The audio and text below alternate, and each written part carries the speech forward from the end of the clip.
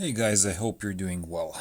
I haven't done a phone review in a long time, and this is because most of the new flagships are pretty much boring with same specs: Snapdragon 855, 8, 10, or 12 gigabytes of RAM, AMOLED displays, and that's pretty much it.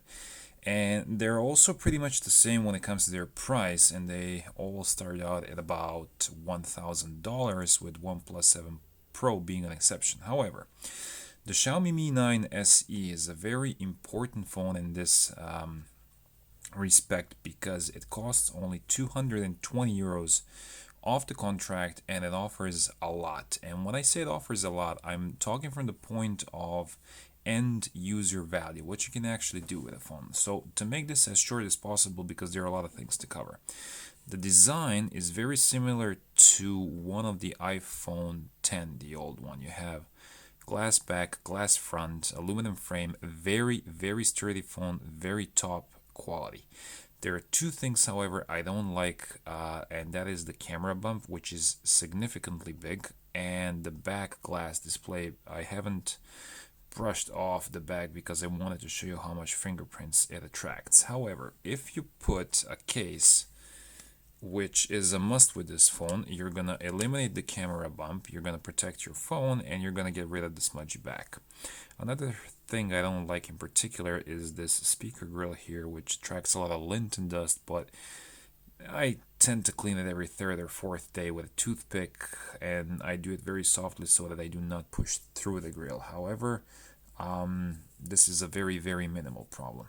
But as for the design itself, it's very modern, very thin phone. It does come at a price of battery life, but it is what it is. For those of you who do not like carrying bumper or a case, it's going to be a wonderful phone, so no worries. And that's for the design. It does have a notch. It has this teardrop notch. I do not mind this one. There are people that do. This is a subjective thing. I did mind the notch on the Pixel 3 XL or the iPhone 10, like that big notch that goes from one end to the other. This one is not very intrusive, and I have gotten used to it. I actually kind of like it. It gives the phone some character. But as for the design, that's pretty much it. You do get one bottom firing speaker here. I will make a parallel with the Samsung Galaxy S8, whose speaker I really didn't like. This one, however, is very clear. The mids are very pronounced. In general, the sound is very pronounced, and it's very pleasant for media consumption. It's not a stereo set of speakers. I come from a long line of Xperia phones that all have front-facing stereo speakers, but it's very user-friendly. That's for the design. On the front, you have the AMOLED panel.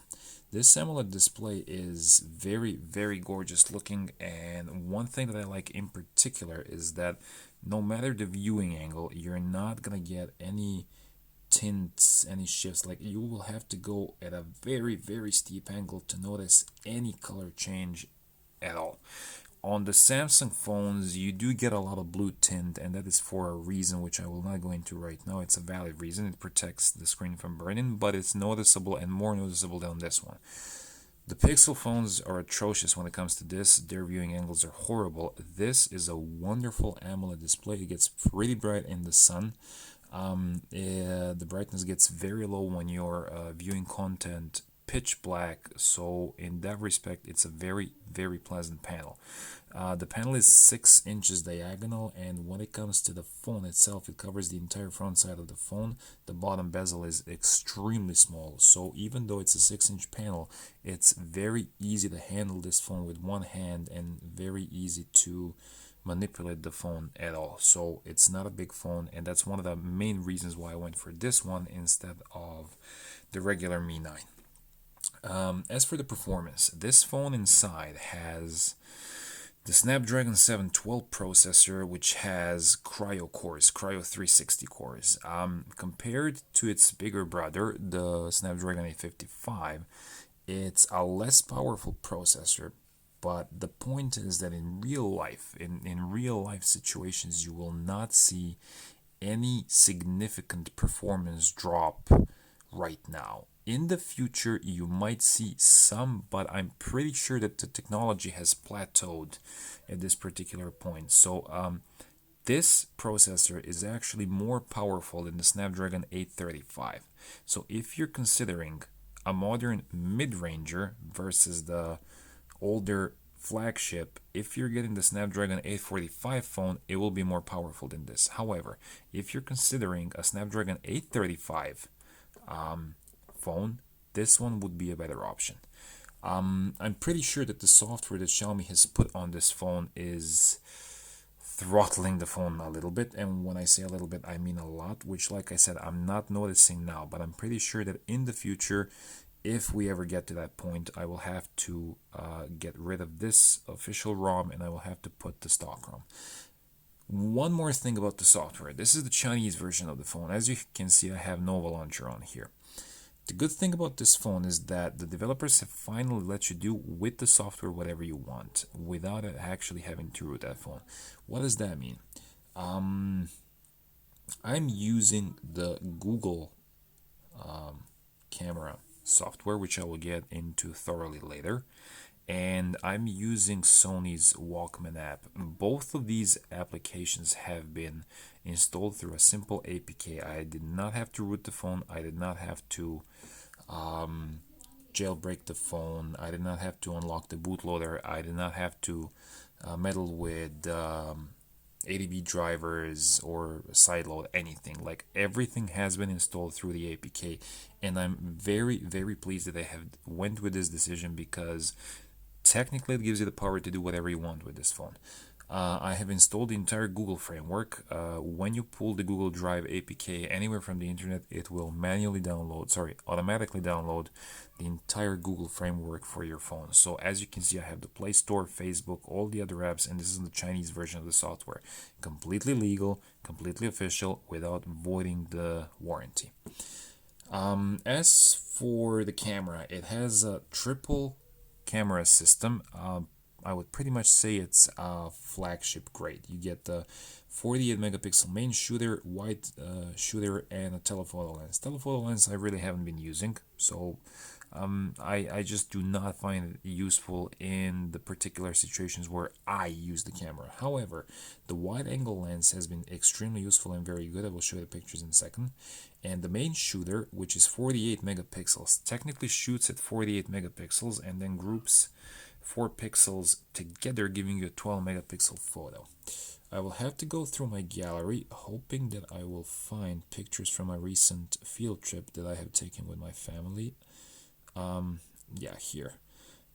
As you can see, this is a wide angle shot of a city in Bosnia.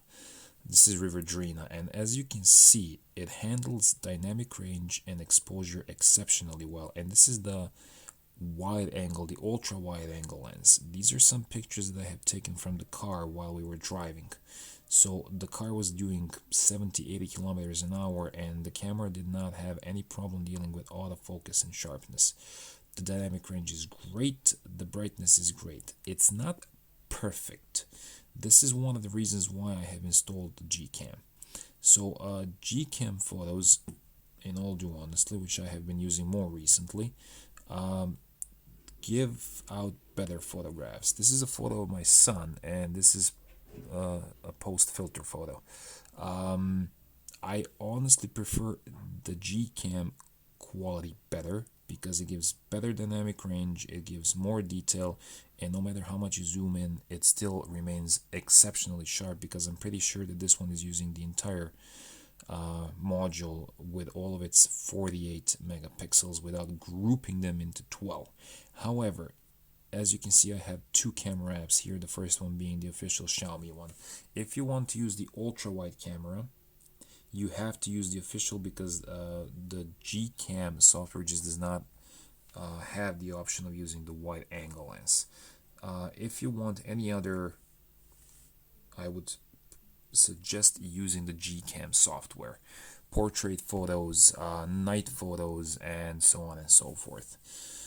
One thing I do not like about the video, two things actually. 4K video is not stabilized properly, even though the camera does support optic image stabilization. The 4K video is extremely shaky. When you go down to 1080p, stabilization is much better. I would say perfect or close to being perfect, but is very, very, very good. 4K, not very stabilized. If you're shooting 4K, I would prefer going for a phone, or suggest going for a phone that offers 60 frames per second 4K. Other than that, another thing I don't like is that the 1080p video shot does not offer 60 frames per second. I'm pretty sure that the processor and the software could handle it, but I have a feeling that Xiaomi has reserved this option for its flagship being Mi 9, so it is what it is. If you're shooting 1080p at 60 frames per second, if that's your thing, you do not have it on your phone. This is one gripe I have with the camera. And other than that, the camera is exceptionally well, especially after installing GCam. As for audio, I use the Sony's music player because, in all due honesty, I think it's one of the best. Actually, I think it's the best player out there, and it gives me access to Xiaomi's internal settings for audio. The phone is very flat when it comes to sound. I have tested this on 3 pairs of headphones, being Sony's MDR 100s, Audio-Technica M50HX, and a generic pair of earbuds. Especially with the Audio-Technica ones, the sound has been extremely flat and the phone has been very responsive. You have the option of bass boost and surround sound. When you're boosting the bass, you're gonna boost it at a stereo separated bass, which gives you a very warm sound. So it will be bassy, but you will not have any bass bleeding. So in that respect, they have done a wonderful job. However, there is no 3.5mm audio jack. You will have to either use the dongle or you will have to deal with a Bluetooth headset, the latter one being my choice. That's for the audio. Like I said, no stereo speakers on the phone. You get one bottom firing. Now, the actual performance of the phone. I've been having no stutters, no lags, no shutdowns, none whatsoever, even though I have heavily modded this phone with certain apps and launchers. The games run very smoothly. I will show you Asphalt 9. The phone's software offers a game boosting experience, which allows you to use certain, let's say, Chinese apps like WeChat that would come on top. You have the option to pin them or not. Come on. Okay, now the game is loading in the background. There we go. It also shows you, sorry. It also shows you the load on the CPU, the GPU, and the amount of frames. In Asphalt 9, I've been having anything between 30 and 40 frames, and I haven't had a single frame drop. I will try to do a multiplayer race just to show you what it looks like. I have started playing this game recently. My cars are not so great, and I'm still driving on touch controls because, well, I'm really not that good. And to be honest with you, the game has been designed from the perspective where if you take a wrong turn anywhere, it's gonna affect your speed. So yeah, it is what it is. I hope that you can see clearly. I'm shooting this on my wife's Mi9 SE. I'm not really sure. I'm pretty sure it's not going to show you how good this display is, but trust me, in real life, this display is absolutely gorgeous. I gotta pump up the brightness a little bit so that I can see what I'm doing.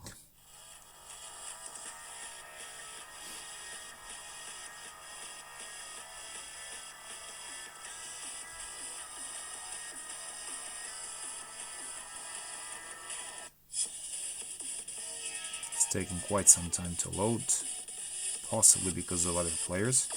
There we go.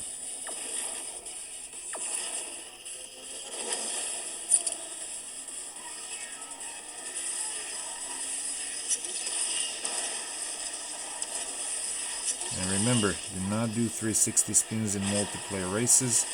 That's deemed unfair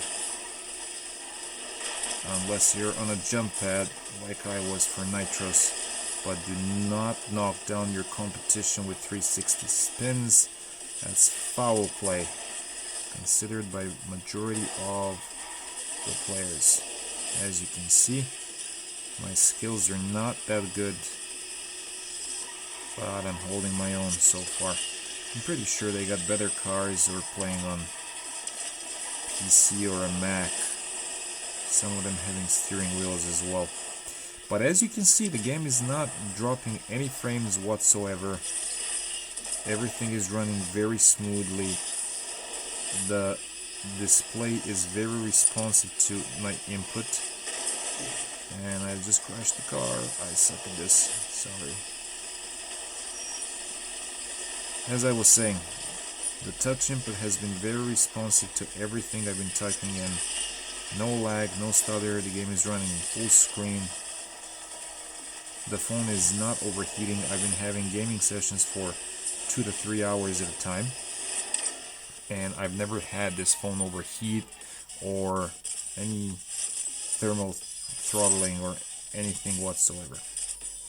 So like I said, buying a phone like this at 220 euros, when it comes to specs, probably not so great. But at the end of the day, when it comes to actual performance, what you can do with this phone, there have been no problems whatsoever. As you can see, I've been running Asphalt 8. Other than that, I have PUBG Mobile, also runs very smoothly from 30 to 40 frames per second. I don't want to show it to you now because that would take a lot of time, loading time and so on. It will make the video unbearably long, but trust me, 30 to 40 frames, very high graphics, very stable. Battery life, if I'm gaming at, the amount that I do, I would get anything between 4 and 4.5 hours consistent gaming. If I'm listening to music on any Bluetooth device, because I use the aptX codec and most of my audio files are FLACs that are about 100 megabytes big, I would drain a significant amount of battery streaming music. But if I'm doing regular things, Instagram, Facebook, emails, YouTube, and so on, I would get about 6 hours of screen on time. Like I said, it's not a pretty big battery. The good thing, however, is that in the box you will get an 18-watt charger, which charges the phone from 0 to 60 in about half an hour. This phone charges significantly fast, which is a great thing. I've been managing to get about 15 to 20% of battery life, charging just for like 10 minutes. If I go to take a quick shower before going out, which would take about 20 minutes, I would have enough battery to last me the entire night. So in that respect, overall, for 220 euros, the software experience, the audio, battery life, camera, gaming experience, this is a really great phone. And I've been saying for a long time that phones and phone technology in general has plateaued. Manufacturers are having a very difficult time innovating and putting new things in the phone to justify the price for which they're selling it.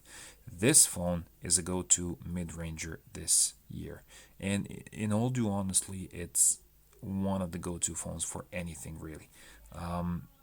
If I have skipped anything at all, let me know in the comments and I will try to answer your questions as best as possible. And until then, see you in the next one. Bye.